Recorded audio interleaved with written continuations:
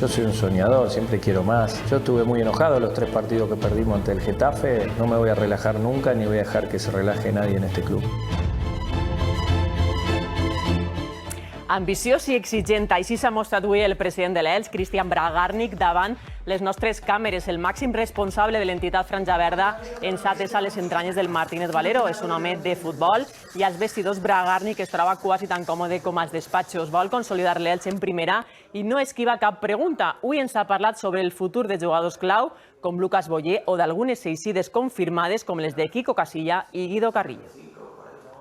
Cristian Bragarnik comença a planificar la pròxima temporada, tot i que pujarà un poc el límit salarial. El propietari de l'Elx té molt clar que el primer objectiu és la permanència. Equipo con 100 años de historia que vamos a cumplir el año que viene y va a ser la 24ª temporada en primera, por lo cual tenemos que no perder esa línea de saber que consolidar el equipo en primera es el primer objetivo. Francisco té tot un repte per a la pròxima campanya, millorar els 42 punts de l'Elx.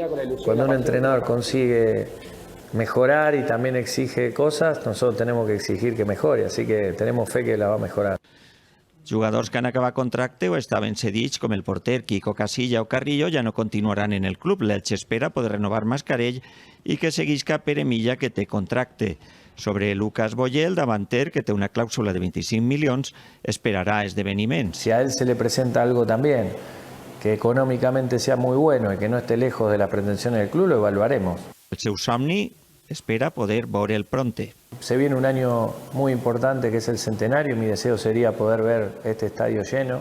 Bragarnik continua somiant a fer un Elx gran que recorde els anys 60.